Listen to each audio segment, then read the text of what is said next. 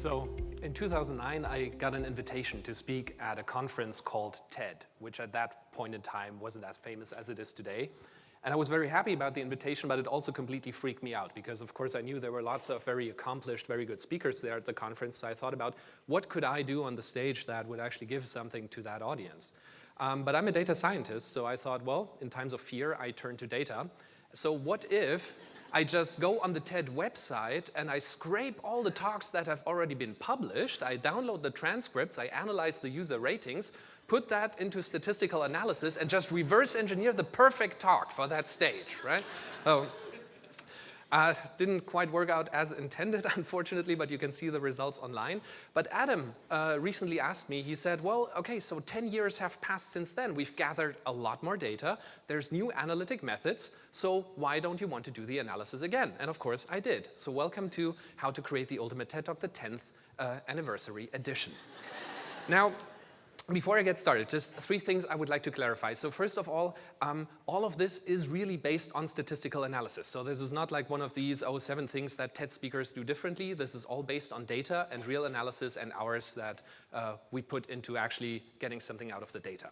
Secondly, what do I mean by TED Talk? 10 years ago, that question was very clear to answer. Now today, TED has sort of overextended their brand a little bit, it seems. When I say TED Talk, what I mean a talk that's really been featured on the TED.com website, it's from an official TED event, and it's been given in English. That's the data set we're actually talking about. And finally, what do we mean by the ultimate TED Talk? What's the goal we're actually aiming for? So one of the things you could aim for is, of course, number of views, but that's not actually a very good measure because some TED Talks really went viral, so it's a highly, highly skewed distribution. And we don't want to create a talk that's just viral, we want to create a talk that's very good. And this is where it gets interesting because TED has, from the beginning, done something pretty amazing. So instead of the usual that we're used to, thumbs up, thumbs down, 1-star, 5-star rating for talks that you could give, they have, from the beginning, had a very complex rating systems that users could use to rate the talks. So you couldn't just say, I like a talk or I don't like it, but you had to tag it as being something, if you're in the positive dimensions, courageous, informative, beautiful, or funny. And just with that data alone, you find some really interesting correlations. For example, being German, I got very interested in this one. If a talk is funny, you have a 41% less chance of it being translated to German. Even compared to an invented language like Esperanto, right?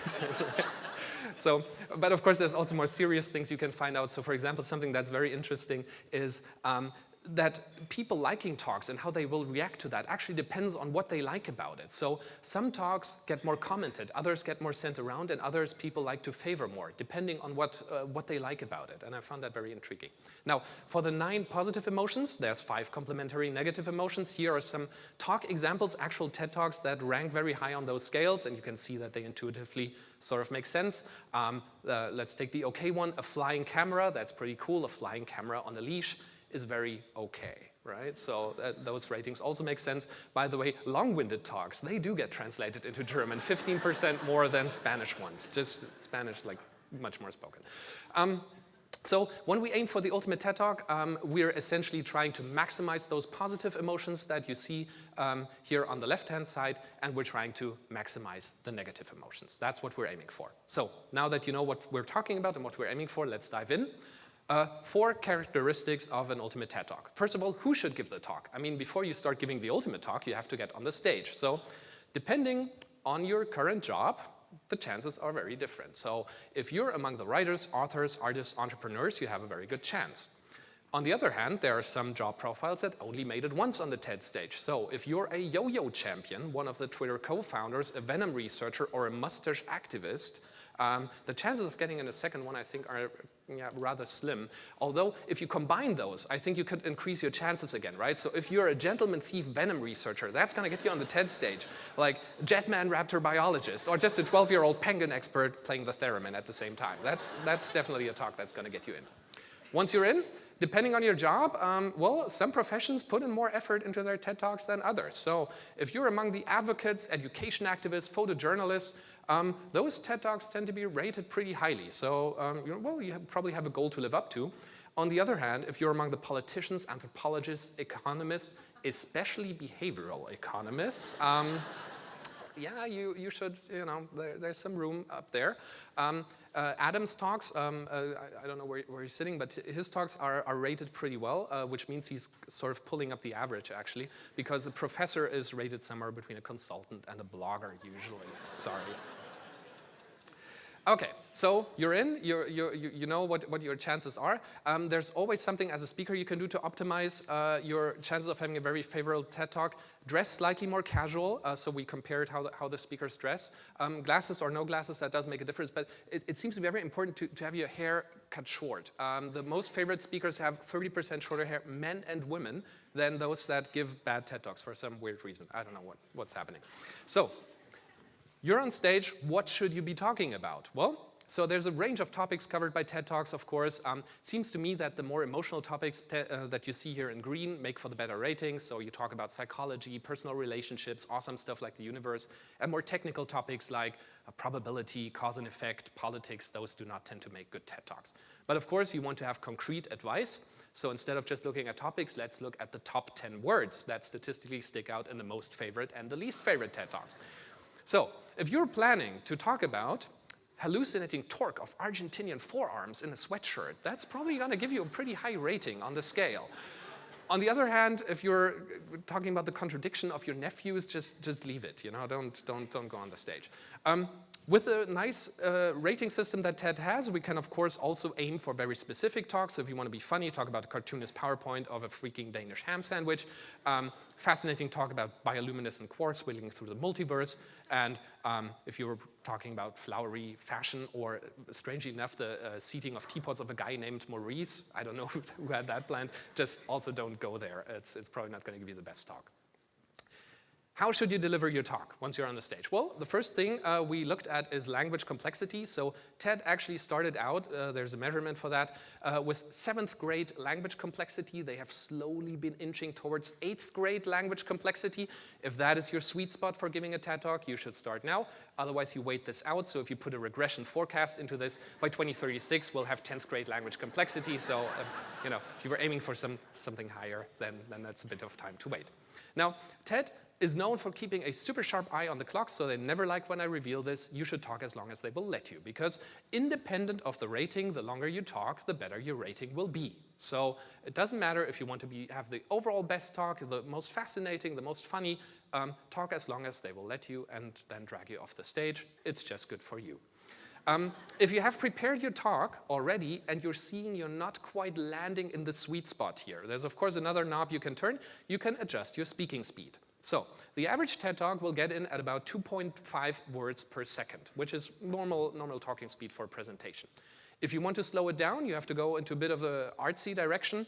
So you can slow it down a little bit with poetry, a lot if you're singing. You can also just say very little and dance, but then your dancing has to be sort of, really good, I guess. Interestingly, there's actually, we found this in the data, there's a drummer that once gave a TED Talk, and he talks down to the second digit exactly 1 word per second. I don't know if that's a coincidence or if they actually did it that way. It's pretty fascinating.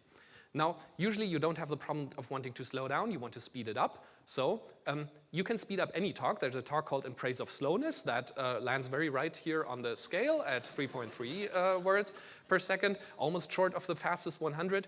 If you want to know who really talks fast, it's not very surprising, it's a VC. So the TED Talk, How to Pitch a VC, given by a VC, that's the second fastest one. The fastest one is given by a biologist. Now, so you're talking pretty fast. While you're doing that, there's a few rules to obey, and we found these rules by comparing the statistics of 4- and 5-word phrases in the most favorite TED Talks and the least favorite ones. So most important thing, thinking is expected of the speaker. I need to tell you what I thought about, not ask you to think about anything. Also means generally, the word I is much more used in the most favorite TED Talks than in the least favorite ones. If I want to get really into your favor, I should talk about my early teen years when I was 13 years old. Now, some of you might be worried you don't have a good story for when you were 13 years old. That doesn't matter. You can also talk about when you were 10, 12, 15, or 16. Maybe when you were 18, avoid 11, 14, and 17. Nobody wants to hear that, right? if you don't have a personal story, talk about things that make sure they're the size of a football for some reason. Yeah? Finally, at the end of the talk, don't let the stress show. Say, I would like to end, and don't say, I want to leave you. All right? That's also very important. When should you give your talk? There's a bit of a trend going on in the TED Talks that are being published. So initially, they tended to be more funny and jaw-dropping. Now they're more in the direction of inspiring, beautiful, courageous, which also reflects in the topics they talk about. It's become much more about health, global issues, disease, feelings, psychology. But again, I'm going to break this down for you into very concrete keywords, so we can also look at the keyword distribution over the various years. So some topics like, So some topics like data have had a downtrend, some like technology have had an uptrend, but there's two topics that you can never go wrong with independent of the trend. The first one is the brain. If you have something interesting to say about the brain, that's always a go, has been for years, and you'll be able to continue with that. And the second one is women, which I find very encouraging. Men, not so much. All right, so now we know who, what, how, and when. But of course, the question still is there, is it worth it? Should you actually use all of this to create your own TED Talk? Because if you look at the numbers, actually, they're a bit worrying, at least if you think of it from a media perspective. The average length of the talks has gone down, but the average number of views has gone down much more, and also community engagement numbers, like translations. So you might not get as much out of a TED Talk as you used to. At the same time, it is really a lot of work to prepare this. So this is based on basically all of the TED speakers I know. You take about 10 hours of preparation for a TED Talk per minute of talk. So it's really a lot of work. But then again, if we're talking about effort, after all, we're in 2019. So do we even have to put in that much effort? Can't we use artificial intelligence to just generate TED Talks for us? No, we tried, and this was one of the better results that we got. At least the computer in the end, at least in the end, it recognized it has absolutely no talent. I found that a stroke of insight by the computer. There's something in it. I mean, if somebody here is researching AI and wants to do it, please contact me. I absolutely want to do this one day. In the meantime, we can switch to a little softer version of this called augmented intelligence. So we'll just have an algorithm generate TED Talk titles and TED Talk beginnings for us, and that actually works out pretty well. So here are some fascinating TED Talks, ingenious TED Talks, and funny TED Talks that have never been given before. They're up for grabs. So if you want to talk about what really motivates people to be happier in the face of extreme ice loss, you know, it's out there. The second talk actually would be the nice follow-up to that, how to live to be happier, just stay in the water. Ice loss, water, it works out perfectly fine. You can also talk about the wireless future of the brain in the South Bronx. I'd be totally happy to hear that. And the most mysterious star in the White House, how he's changing our understanding of life. I don't know how the computer came up with that one. Oh, and by the way, yeah, we also tried to generate the most obnoxious TED Talk that the algorithm says you could still get away with. So it's not so obnoxious that, so they will publish it, but it will be rated as the most obnoxious TED Talk. And that would be the one-man musical escape into art with oysters, which I really want to see that, actually. It'll be so bad, it'll actually be good, I think. Here's how these talks should open. Most important thing, I think, is for a funny talk. You know, if you want to have a funny talk, you should open with a sentence, do you remember these Turkish carpets? That's a good beginning. Do not start with, I'm a neuroscientist. That's just a bad start for a funny talk. But of course, you all don't want to know about ingenious funny talks. You want to know, what's the ultimate TED Talk? What are the ultimate talks that our algorithm has predicted? And we generated a few, and here are our 3 favorites. So, number 3, why architects need to go undercover in the deep ocean. And the first words are interesting. I'm a neuroscientist. I'm going to do our best drugs at them. And by them, I think they mean the architects, actually. So the second one we really liked was Insights on the Decade. We're all kind of babies, which I think is kind of... And the speaker has been suffering a bit. He says, I regularly suffer from TED in the audience. So he's very... Now, my most favorite TED Talk, if that doesn't make it into a TED Talk, I would really love it to make it into a children's book. I just think it's a beautiful title. The Shrimp with a Chance at a Time of Rage. Some months ago, I was 7 years old. We were stuck in traffic. So I hope everyone here who has not yet done a TED Talk feels inspired to do it, because honestly, I want to do this again, and I really, really, really need more data. Thank you very much.